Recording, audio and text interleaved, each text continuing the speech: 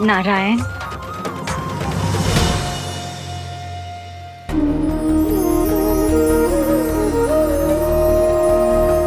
मेरा प्रणाम स्वीकार करें।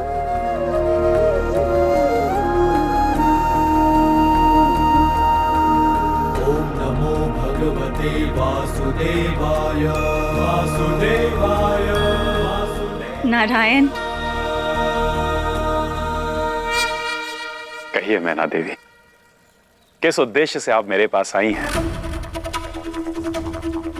क्योंकि मैं भली भांति जानता हूं, जिसका जन्म उद्देश्य की पूर्ति के लिए हुआ हो, वो बिना उद्देश्य कहीं नहीं जाता है।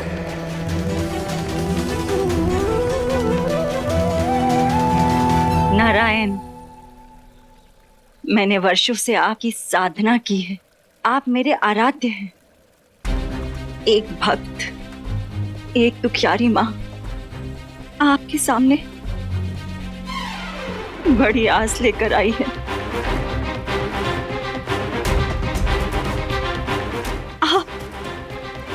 आप मुझे निराश मत कीजिएगा।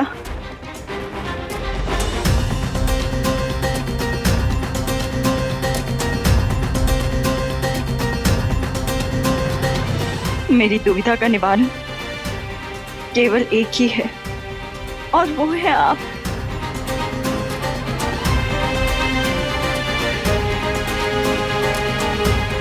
बताइए मैना देवी, मैं किस प्रकार आपकी दुविधा का निवारण करूं?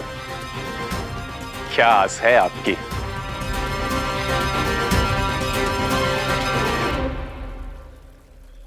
मैं आपके समक्ष मेरी पुत्री पार्वती से विवाह का प्रस्ताव रखती हूँ। विवाह का प्रस्ताव रखती हूँ। विवाह का प्रस्ताव रखती हूँ।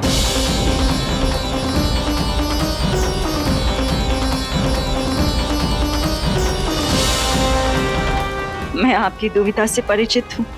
आप सोच रहे होंगे कि पार्वती तो शिव से प्रेम करती है, और इस समीकरण में आप उससे विवाह कैसे कर सकते हैं? किंतु मैं असहाय हूं। मेरे पास आपके सिवा कोई और अन्य विकल्प नहीं है। मेरी पुत्री पार्वती के साथ विवाह करने का ये प्रस्ताव स्वीकार कर लीजिए। मेरी विनती है आपसे।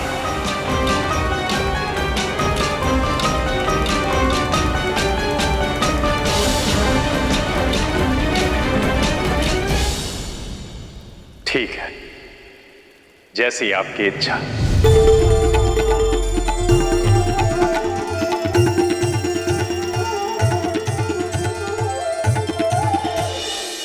किंतु पार्वती का प्रेम महादेव के लिए अटूट है। उन्हें कैसे समझाएंगी आप?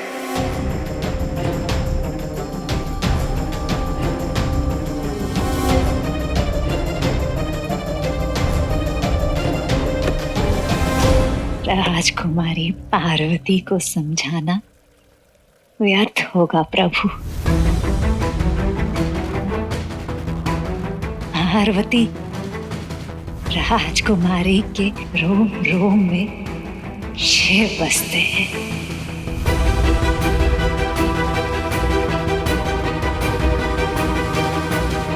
अब इस समस्या का एक ही हल है। आप महादेव बनकर राजकुमारी से विवाह कर लीजिए। राजकुमारी से विवाह कर लीजिए। राजकुमारी से विवाह कर लीजिए। उसके बाद परिस्थिति को कैसे संभालना है ये आप भली भांति जानते हैं। किंतु ये तो पार्वती के साथ छल हुआ।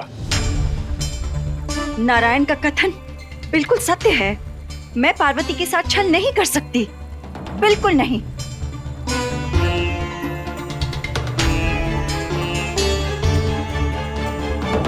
तो महारानी, क्या आप अपनी हट छोड़ सकती हैं?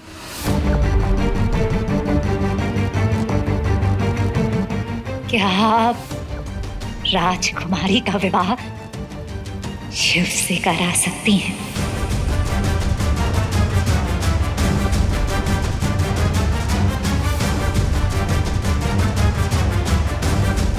आप राजकुमारी को बल से नहीं रोक सकती।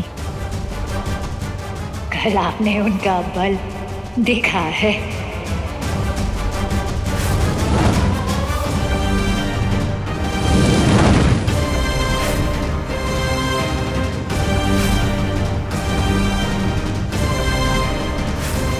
मुझे तो ये भी स्मरण है, जब तारकासुर ने आक्रमण किया था तब तारकासुर तो भाग गया था, किंतु पार्वती मूर्छित हो गई थी।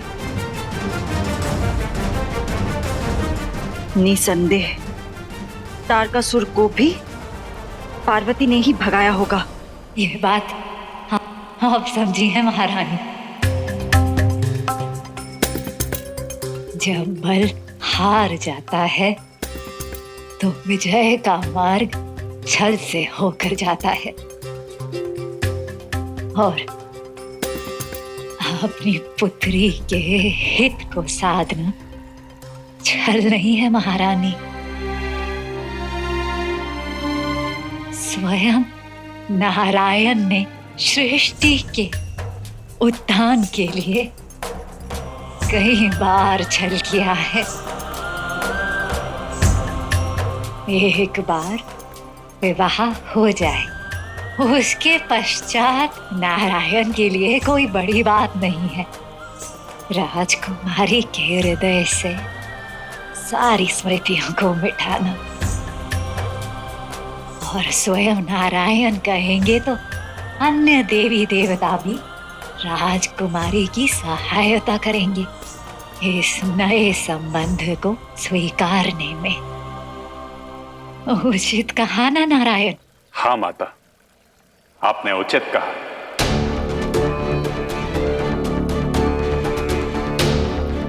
आपकी सहमति है ना नारायण इस छल के लिए?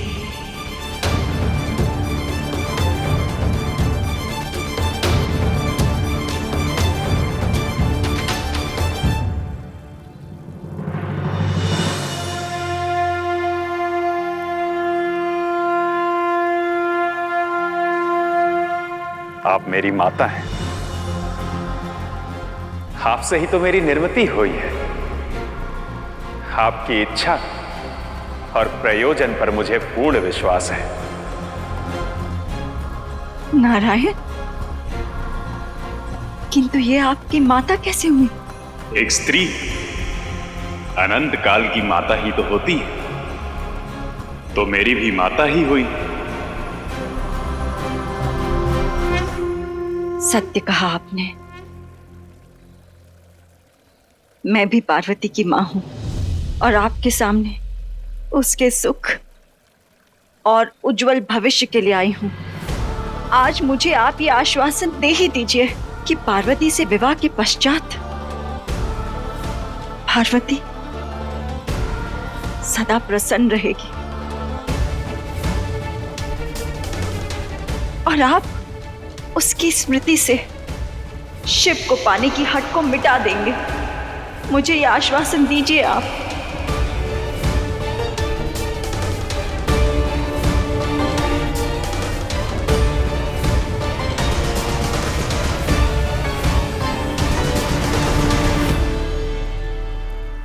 क्षमा करें महादेव, किंतु अपने ही स्वामी के दूसरे विवाह में मैं आपकी सहायता नहीं कर सकती।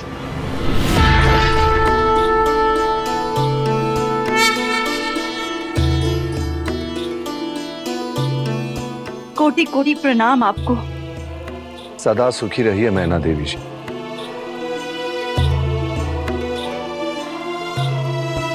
मैना देवी, हम सभी देवी देवता आपको आश्वासन देते हैं कि यदि पार्वती का विवाह नारायण से होता है तो विवाह के पश्चात हम पार्वती के हृदय से शिव की स्मृतियों को मिटा देंगे, शिव की स्मृतियों को मिटा देंगे, शिव की स्मृतियों को मिटा देंगे। और इस शुभ कार्य में हम सभी नारायण का साथ देंगे।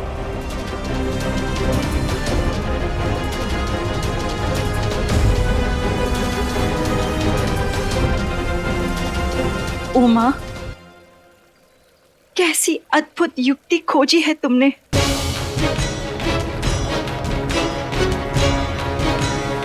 अब भले बल से नहीं किंतु छल से ही सही, लेकिन मैं शिव और पार्वती का विवाह कभी नहीं होने दूंगी, कभी नहीं होने दूंगी, कभी नहीं होने दूंगी।